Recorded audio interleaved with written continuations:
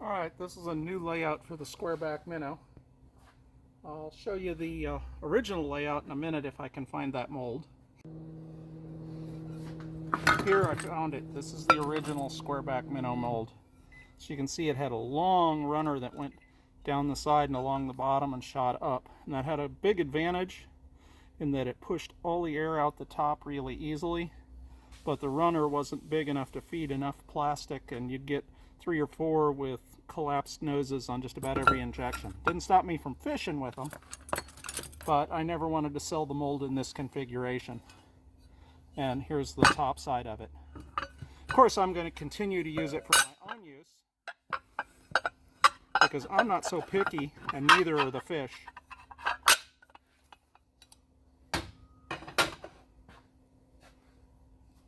Anyway, this is the Squareback Minnow 20 cavity. It's a new layout I'm trying out.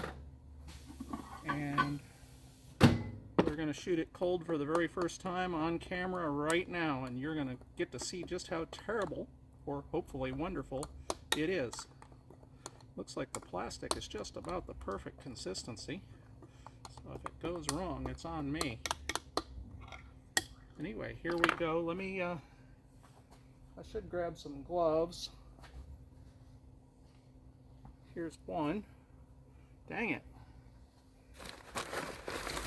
I got a bunch of these heat-resistant gloves and I can find one. Well, let's just make sure that we don't do anything dangerous with the other hand. Okay. Somebody asked me the other day why I do that. I don't remember who originally told me that, but I was told that if you burp the injector that way, you get all of the air out of it and you're less likely to get trapped air pockets in your injection. Alright, now this mold is going to take a lot of plastic, so I'm going to have to keep topping it off for a while, or I could use a sprue extender. It's 20 cavities. They're not particularly plastic heavy cavities, but there's a lot of them. I'm going to go ahead and nope, I already started to freeze off the injector because it's cold. So we're going to have to top off with the cup, which is okay.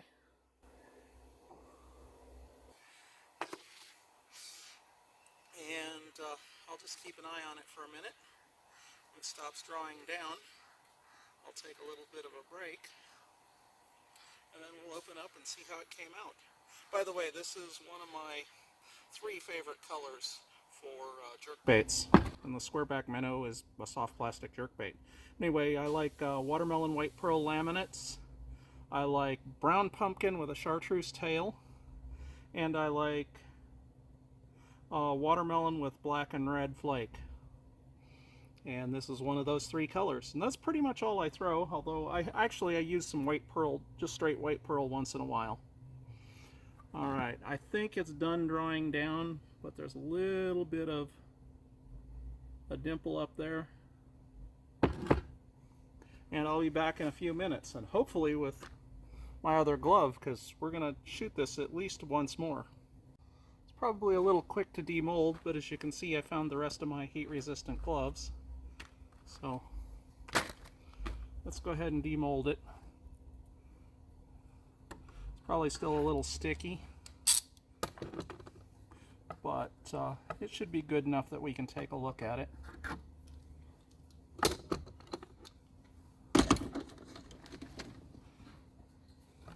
These aren't the best clamps in the world for doing molds, but they're cheap. I think when I bought most of these, I got them on sale for $2 or $3 a piece. I think they're a little bit more than that now. But you might get lucky and catch them on sale or something. They're cheap. You know, better ones would be better. Or you could just use the clamping screws that come with the mold, if you prefer. That always works. Alright, well, it's not so hot that I need my gloves for this.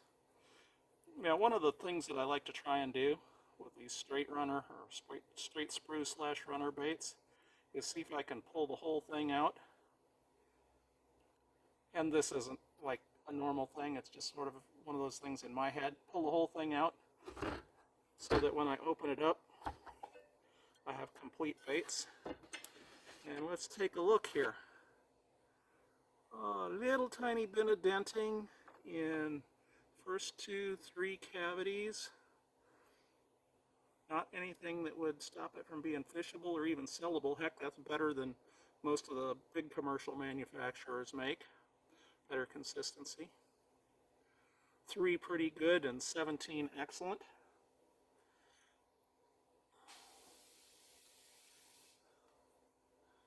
Don't see any flaws. And when I said denting, it's not even really denting, just sort of a little bit of noticeable shrinkage, and only when it was in the mold. After I took it out of the mold, I'm not sure I could even tell. Yeah, I can't even tell which ones have shrinkage. Anyway, there we go, 20 baits in one of my favorite colors for these. And if I have time in this video, I'll tell you the story about why I made this mold. All right.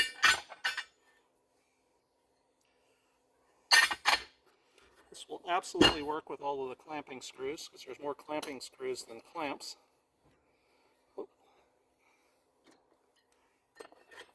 But I found that on a long mold like this mold I think is 11.5 inches long. You do need some clamping in the middle. That's why there's clamping screws along the edges and a couple in the middle. And that's why when you saw it clamped up a few minutes ago by me, I had one clamp on here like this, just to put some pressure in the middle.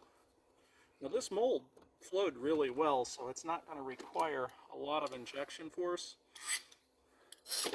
But if you're sloppy about it, you know, you don't do things right, don't make sure you get it clamped up well, either with the clamping screws or with bar clamps like I'm using here. It'll flash on you just like any mold will. Now this is the top, this is the bottom. So the next thing we're going to try and do, you'll get to see in a minute. Alright, let's get some plastic out. Let's put my gloves on this time. I got lucky and didn't burn myself last time, but it's better to be safe than to be lucky. So if you're always safe, you're always lucky.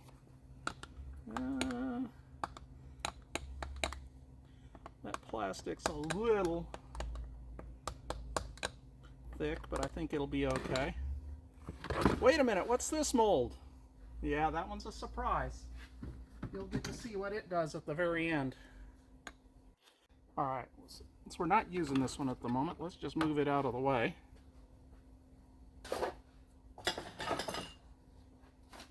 And we'll slide this out in front.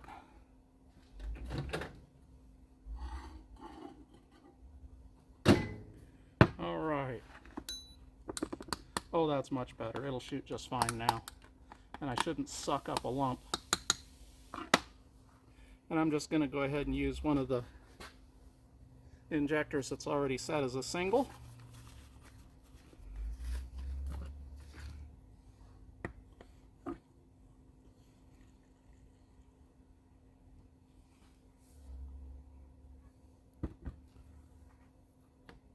That one's full, and I probably don't need to top it off because those are very small cavities, and well, there's 20 of them.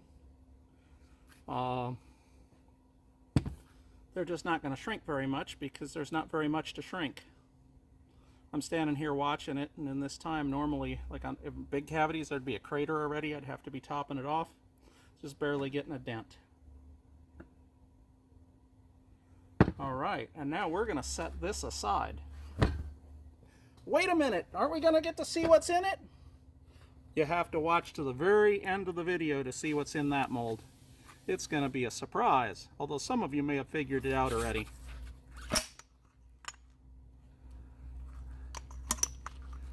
Alright.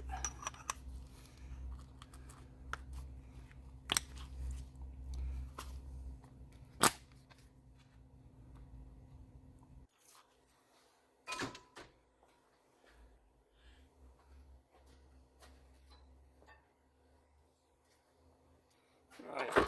And as I'm sure some of you know already. This is going to be a laminate because I've got a blending block sitting on top of it. And we'll be back in a few minutes. Let's get some plastic. Let's see what happens. That one looks like it needs a little more heat maybe. That one's got some foam on the top, but we're going to ignore that.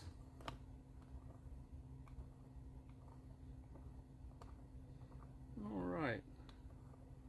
I hope that foam on the top doesn't cause me any problems.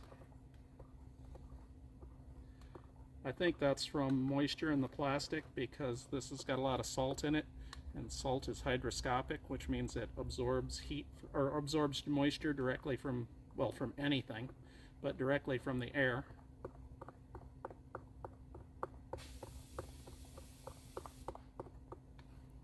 Alright, let's see what this color feels like. Remember, oh yeah, you don't remember that clip because I haven't shown it yet.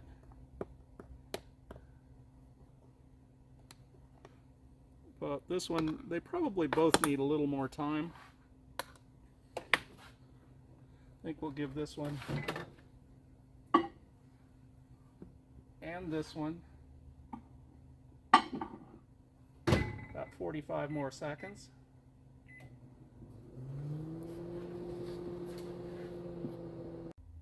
Boy, that 45 seconds sure went by quick, huh? Alright. That one's probably just about right. This one might need a little more, just based on the consistency last time I took it out. Actually, that feels pretty good. Yeah, there's still some gunk on the bottom. I'm going to probably try it anyway. And if it doesn't work out, you guys will never see this clip. Nah, I'm just kidding. I take my first shots seriously. So I want you to know most of the time when I design a mold, it works the first time. If people listen to what I have to say about it. Most of the time when it doesn't work, and I make mistakes, don't get me wrong, but most of the time when it doesn't work, it's because I was making a custom mold for somebody and they specified something about how they wanted it made that I recommended against, and I made it the way they asked for it after I let them know what I thought. Alright, let's double check here. This is the top, this is the bottom, so we want the green on this side and the white on this side. Unless you want it differently, which is okay. You can make yours any way you want. Alright.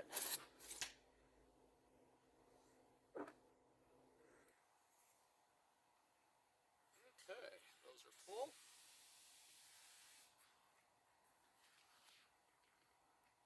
I hope there's enough plastic in this dual injector to fill it. Seems like it.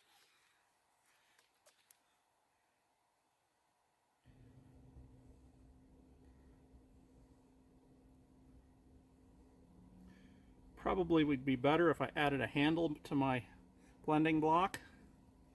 Oh, I'm going to have to make it a little easier to manage.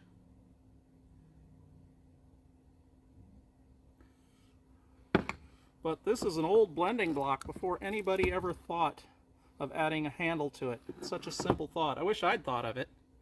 Actually, the guy who thought of it, I think originally, the first one, I think his name was Leonard Smith.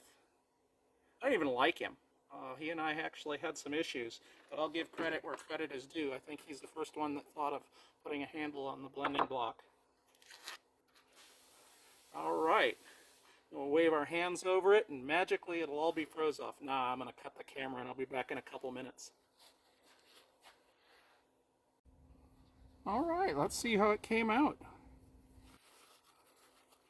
The original laminated, good enough. I mean, it wasn't, you know, crystal laser sharp, and I don't expect this one to be because I didn't spend a lot of time getting the plastic to be exactly the same viscosity or anything. It just felt pretty good and I shot it. But let's see what we got.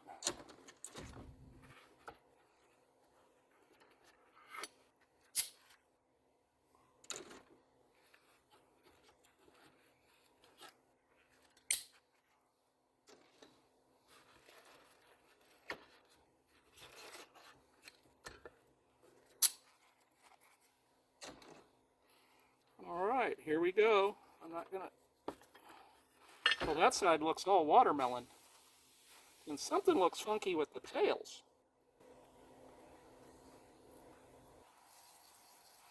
Oh, look at that.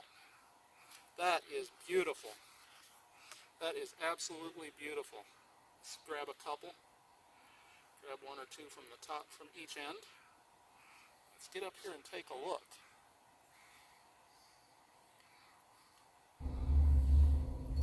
Watermelon back, white pearl belly, black tip tail like a baby bass. That is so cool.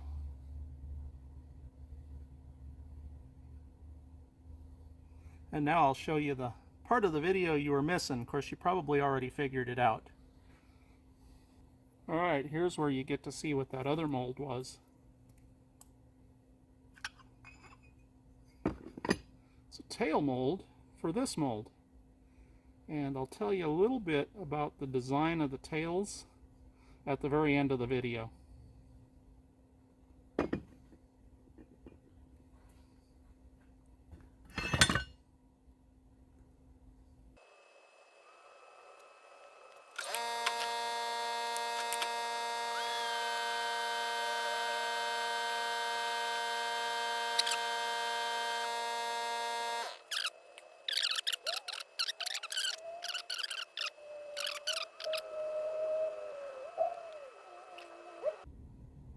Oh, we got one that didn't quite empty. I'm going to use it anyway. We'll use it here, third from the bottom on this side. Second from the bottom on this side. And then we'll use this one that I said there was something wrong with it. Here, let's see if we can show it in front of the camera.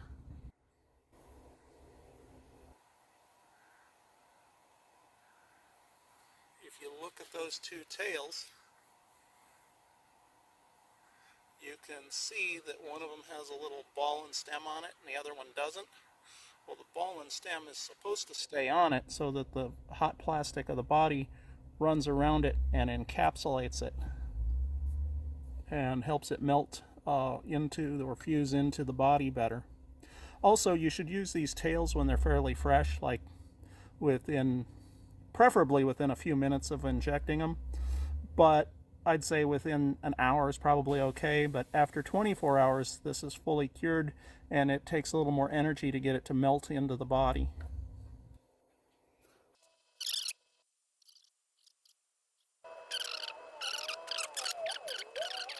All look pretty good. And normally you don't have to be too perfect about putting the halves together, but I like to be a little extra careful. Oh. Well, it'd help if I put the mold together in the right direction, huh?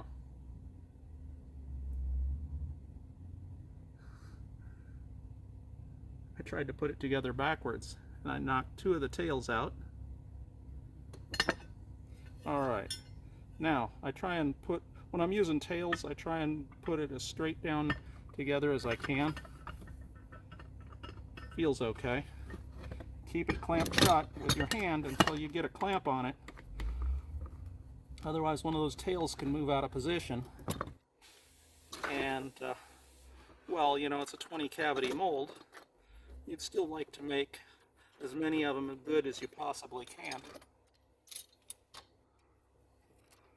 Alright.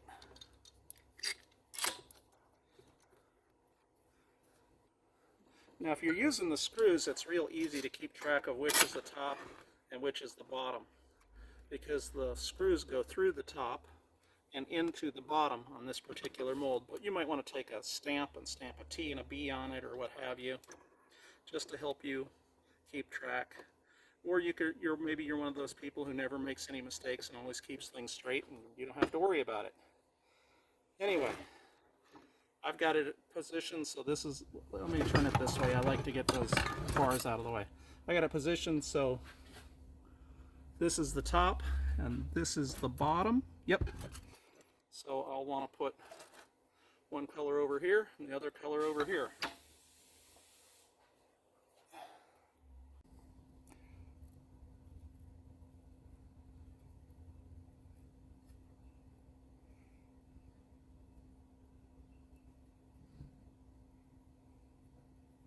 Anyway, I've designed this as a 20 cavity. I like the new 20 cavity version better than my old original. I think it was an 18 cavity. Um, those all look very, very, very fishable, every single one of them. There was one that I knocked out of position in the mold and it kind of got smashed, but that's my fault for being a clumsy cuss. And there was one, I don't remember where, there it is, that, no, that's not it. I don't know, there was one somewhere that the tail didn't come out perfect in the injection, but if you've already seen that part of the video, or that video clip where I made the tails, you already know all about that. But I'll tell you, those are, I can't wait to go out and fish with those. That is awesome.